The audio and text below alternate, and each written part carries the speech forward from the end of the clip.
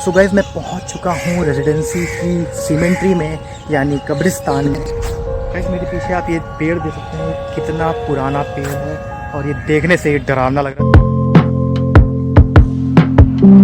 So hey guys, welcome back to my channel the travelling dream. So guys आज मैं आ चुका हूँ लखनऊ की हॉन्टेड प्लेस कहे जाने वाले रेजिडेंसी में, और आज मैं एक्सप्लोर करने की कोशिश करूँगा कि आखिर यहाँ पे क्या क्या चीज़ है और इनकी क्या क्या हिस्ट्री है।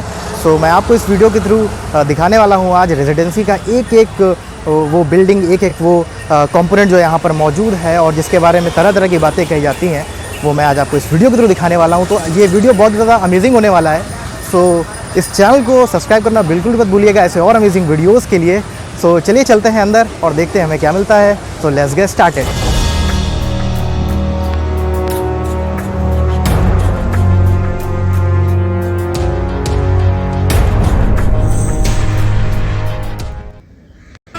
गाइस थोड़ा रेजिडेंसी के बारे में मैं आपको बता दूं। जो रेजिडेंसी है बेसिकली ये जो अवध के नवाब हुआ करते थे, उनके कोर्ट में जो ब्रिटिश गवर्नमेंट्स के जो जनरल्स थे वो जो बैठा करते थे, उनके रहने के लिए इस रेजिडेंसी को जो था वो बनवाया गया था। और बाद में धीरे धीरे करके जो ब्रिटिश कॉलोनी थी उसमें भी ये कन्वर्ट हो गई थी। और अब आप मेरे पीछे देख सकते हैं, यहाँ पे ये काफ़ी ज़्यादा मतलब आपको यहाँ पे गार्डन टाइप का एरिया और ये काफ़ी अब तो जंगल टाइप का भी एरिया कुछ कुछ हो चुका है।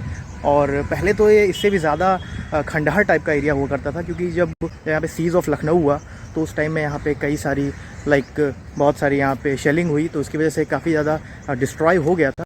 सो गाइस देखिए, बात करते करते मैं पहुँच चुका हूँ रेजिडेंसी के पहले पॉइंट ऑफ अट्रैक्शन की, और ये है रेजिडेंसी का एंट्रेंस पॉइंट जहाँ से अब मैं एंटर हूँगा, और इसे बोलते हैं बेली गार्ड गेट। बेसिकली बेली गार्ड बोलने का रीज़न ये था, जो अवध के जो पहले रेजिडेंट थे यानी John Bailey, Captain John Bailey, उनके ऑनर में इसको बनवाया गया था। और जब 1857 की शेलिंग हुई तो उस टाइम भी ये जो बेली गार्ड गेट है ये काफ़ी ज़्यादा क्षतिग्रस्त हो गया था, यानी बहुत ज़्यादा डिस्ट्रॉय हो गया था। लेकिन बाद में इसको फिर से इसका अपलिफ्टमेंट किया गया और उसको प्रॉपर बनाया गया। तो आप जैसे ही आप बेली गार्ड गेट के अंदर एंटर हो गए, उसके ठीक बाद आपको मिलेगा ये मेरे पीछे आप देख पा रहे हो द ट्रेजर हाउस या कोषागार बिल्डिंग। ये है यहाँ का कोषागार भवन इसे कहते हैं।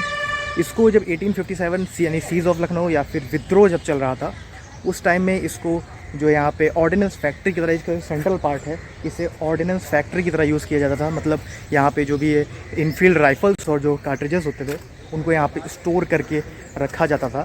ये है यहाँ का ऑर्डिनेंस फैक्ट्री 1857 का, जहाँ मैं आ चुका हूँ। जैसे ही आप ट्रेजर हाउस के आगे आओगे, आपको दूसरा अट्रैक्शन पॉइंट मिलेगा, डॉक्टर फेयरर्स हाउस। ये आप देख सकते हो मेरे पीछे, ये लिखा हुआ है डॉक्टर फेयरर्स हाउस। इनके बारे में मैं आपको थोड़ा सा बता दूं। डॉक्टर फेयर यहाँ के चीफ सर्जन थे 1857 के दौरान। मीन्स जो रेजिडेंसी है इसके चीफ रेजिडेंट डॉक्टर थे डॉक्टर फेयरर।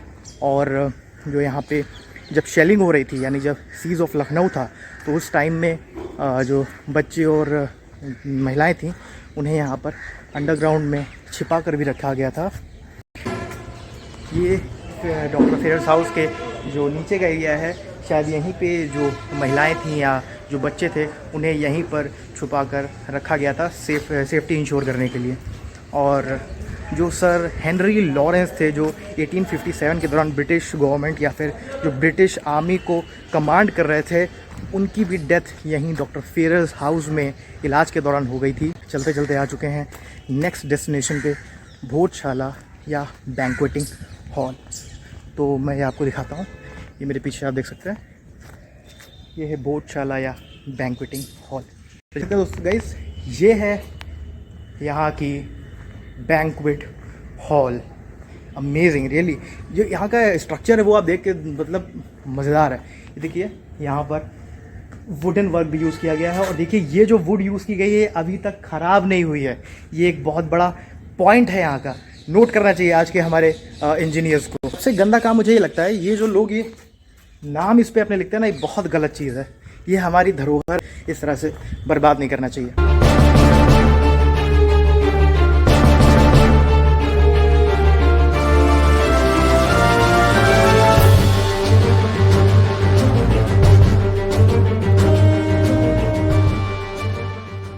सो गाइस आप मेरे पीछे देख सकते हैं, ये है यहाँ का फाउंटेन जो यहाँ पे पहले चला करता था। अब शायद चलता है कि नहीं मुझे नहीं पता, वैसे लग तो मेरा देख के से कि ये चलता होगा। और अब धीरे धीरे पहुंच रहे हैं हम लोग म्यूज़ियम की ओर। तो मैं बाहर से दिखा पाऊँगा आपको, बट ज़रूर दिखाऊँगा। तो ये है म्यूज़ियम का बाहर का व्यू। आपको ये 2 तोपें भी दिख रही होंगी जो यहाँ पे रखी हुई हैं। 1857 मेमोरियल म्यूज़ियम रेजिडेंसी लखनऊ। तो मैं सिर्फ इतना ही आपको दिखा सकता हूँ, क्योंकि बाद में मतलब अंदर जो है यहाँ पे टाइमिंग्स भी होती हैं।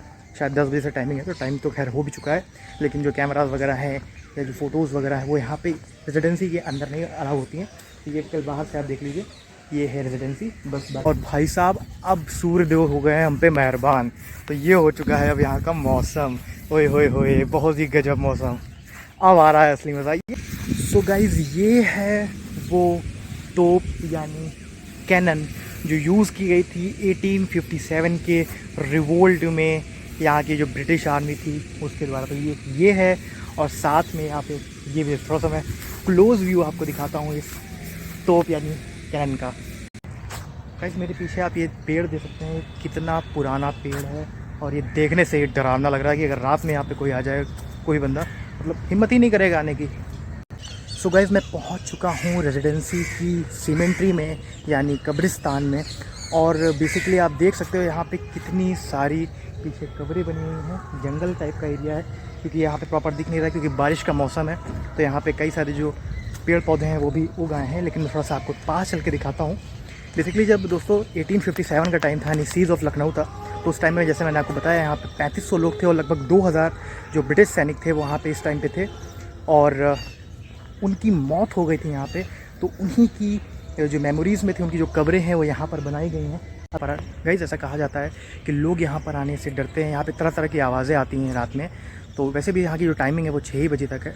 और अब ये बात कितनी सच है कि यहाँ पे ऐसा कुछ है, नेगेटिव एनर्जी है कि नहीं है, तो इस पर मैं कोई कमेंट नहीं करूँगा, बट ऐसी यहाँ पे चर्चाएँ होती हैं कि ये हॉन्टेड प्लेस है।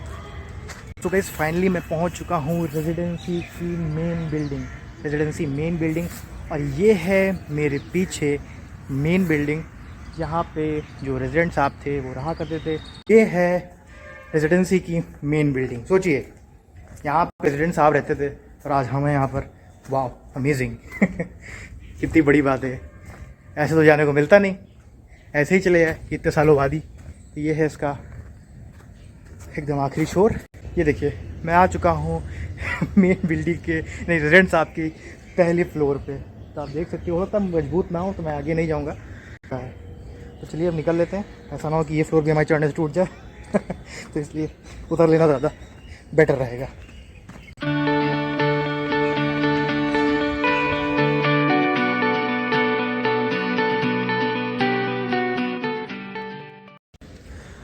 सो गाइज़ फिर आज के ब्लॉग में सिर्फ यही था। काफ़ी अच्छा लगा मुझे घूम के, काफ़ी सारे अननोन फैक्ट्स थे वो मुझे पता लगे जो मैंने आपके साथ इस वीडियो में शेयर किए। तो आपको कैसा लगा वीडियो मुझे कमेंट सेक्शन में ज़रूर बताइएगा, कि मुझे आपके कमेंट्स पढ़ के एक मोटिवेशन भी ज़रूर मिलता है कि मैं और ऐसे वीडियोस बना पाऊँ आपके लिए। तो मिलते हैं आपसे बहुत ही जल्द नेक्स्ट व्लॉग में।